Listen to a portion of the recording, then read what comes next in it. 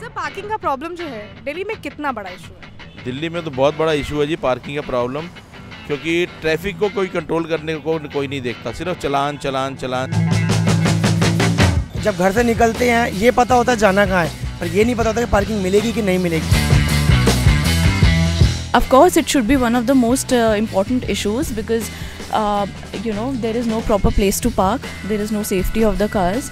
Parking एक बहुत major issue है अगर मैं दिल्ली की बात करूँ तो। रहते आप सी ब्लॉक में हो, गाड़ी पार्क करते हो डी ब्लॉक में, तो कौन देखेगा आपकी गाड़ी को? पार्किंग की सबसे बड़ी प्रॉब्लम ये है कि कहीं पे भी लोग पार्क कर दे रहे हैं गाड़ी को। ये कम से कम इसके लिए स्ट्रिक्टली एक्शन ले जो लेना है।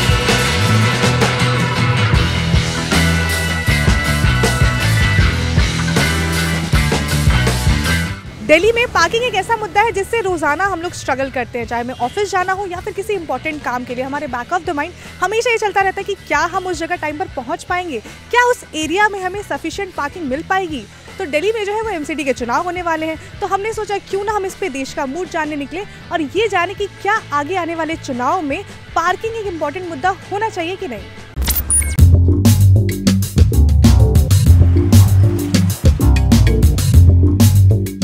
2020 के इकोनॉमिक सर्वे के हिसाब से दिल्ली में हर 1000 व्यक्तियों के ऊपर 600 प्लस प्राइवेट व्हीकल्स हैं। तो इस हिसाब से आप सोच सकते हैं कि दिल्ली में नंबर ऑफ प्राइवेट व्हीकल्स कितने ज़्यादा होंगे। अगर हम दिल्ली के पॉपुलेशन की बात करें तो अलग अलग रिपोर्ट्स के हिसाब से 2022 में दिल्ली का पॉपुलेशन 3 करोड़ के आसपास होगा। तो इस हिसाब से दिल्ली में जो प्राइवेट व्हीकल्स हैं उनके नंबर्स काफ़ी ज़्यादा हैं। लेकिन सवाल एक ही कि क्या उन प्राइवेट व्हीकल्स या क्या उन व्हीकल्स के लिए दिल्ली में पार्किंग स्पेस है? सर दिल्ली में पार्किंग इशू है क्या?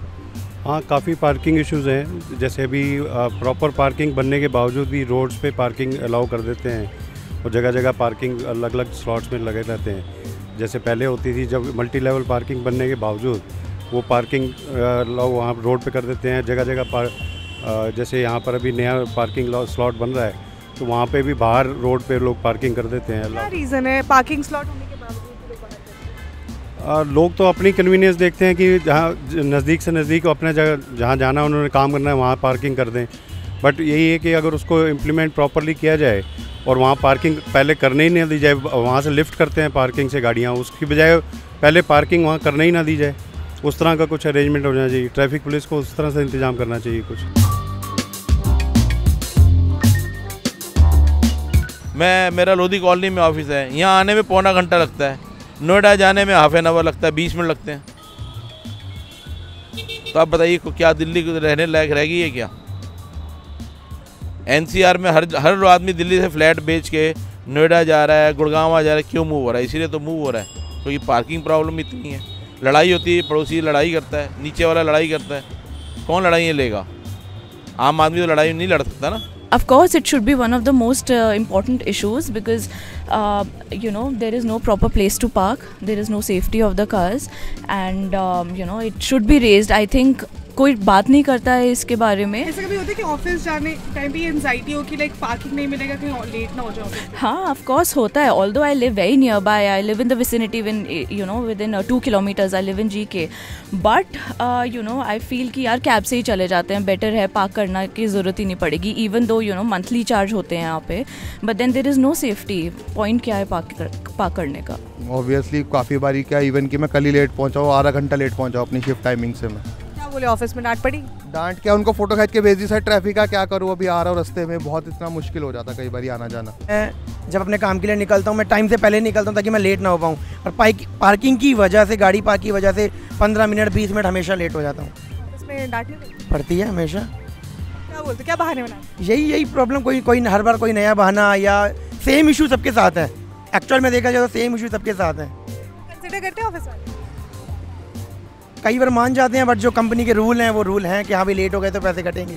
वर्स्ट एक्सपीरियंस रहा पार्किंग को लेकर? हाँ, कई जगह होता है जैसे पार्किंग में गए और वहाँ पे आपने पार्किंग कर दी और उसके बाद वहाँ पे पार्किंग अटेंडेंट नहीं है प्रॉपर, और वहाँ पे फिर निकलने में टाइम लग गया, आपको अर्जेंसी है, नहीं निकल सकते, उस तरह से दिक्कत आती है। The worst experience it's been in office only. Whenever there is no place to park, there is no proper roads to park, and whenever you want to get out, there are clumsy. It's basically too clumsy to get outside also.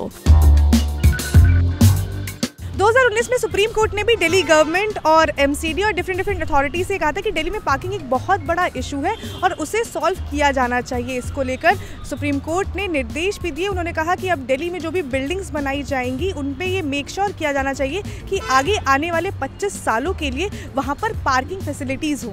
Multi level parking उन्होंने slot बनाए, हाँ। इससे क्या फ़ायदा हुआ है? कितना % फ़ायदा हुआ है ये देखिए ना, तो मुझे लगता है वो 10% फ़ायदा हुआ है, क्योंकि है 10-20 गाड़ी खड़ी करती है तो 10% मतलब बोल दिए इसी हिसाब से। बाकी तो सब रोड के इधर उधर चारों तरफ भरा हुआ है। उन सबसे फ़ायदा सिर्फ मार्केट वालों को हो रहा है जिनकी गाड़ी 24 घंटे खड़ी करती है। आम पब्लिक को कोई फ़ायदा नहीं है उससे। मार्केट वालों की जो लोग आते हो तो मार्केट के अंदर ही खड़ी करेंगे, तो इतनी दूर पार्किंग बना रखी है कि वहाँ से कोई फ़ायदा नहीं होता उनको। अगर पेड पार्किंग को देखा जाए कि लगता है कि चलो 30 रुपये लगेंगे, 40 रुपये लगेंगे, और वहाँ पे हम ज़्यादा टाइम लगा लेते हैं मार्केट में, तो वो 40 रुपये कब 150 रुपये बन जाते हैं, 200 रुपये बन जाते हैं। इतना शायद फ्यूल या CNG नहीं लगती जितना पार्किंग के देने पड़ जाते हैं। ये चुभता है। ये मल्टी लेवल पार्किंग है जो एमसीडी के द्वारा बनाया गया है, तो हमने लोगों से पूछा कि क्या इस तरह के जो पार्किंग सिस्टम्स बनाए गए हैं उनसे लोगों को फ़ायदा हो रहा है।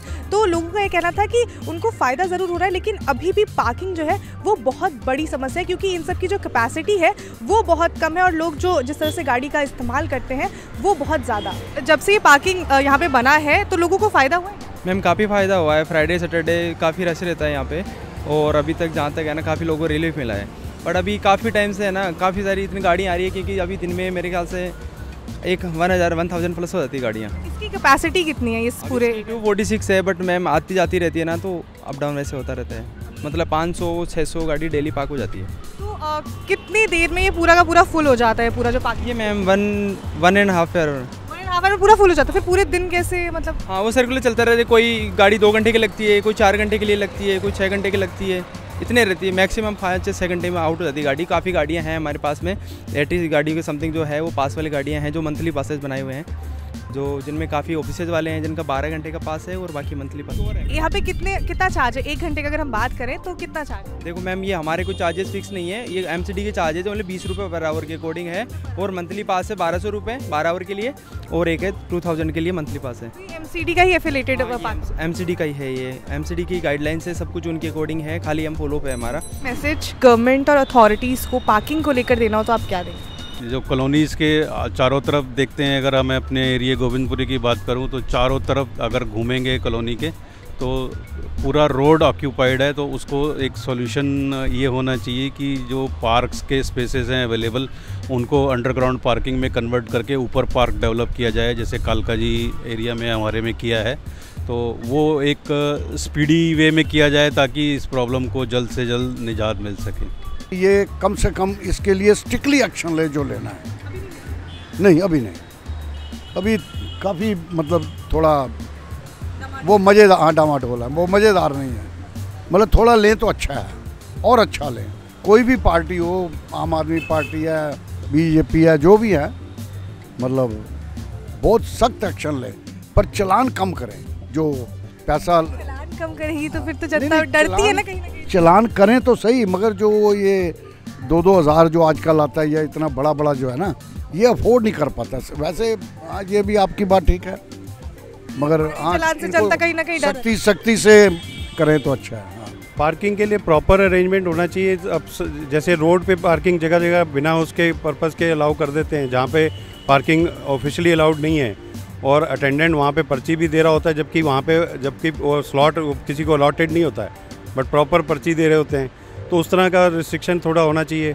Please do get good parking spaces for us. Please do get good, we are not asking you for much ventilated parking spaces, but at least get safe parking spaces for all of us. तो आपने सुना कि parking की problem को लेकर दिल्ली की जनता का क्या कहना था। ये एक ऐसी प्रॉब्लम है जो हमारी डेली लाइफ को अफेक्ट करती है, और लोगों का ये मानना है कि आगे आने वाले एमसीडी इलेक्शन में ये डेफिनेटली एक इम्पॉर्टेंट मुद्दा होना चाहिए, क्योंकि इससे हमारी डेली लाइफ काफ़ी ज़्यादा अफेक्ट होती है। अब देखना ये होगा कि क्या ये मुद्दा हमारी जो पॉलिटिकल पार्टीज़ है उनके लिए भी एक इम्पॉर्टेंट मुद्दा है कि नहीं।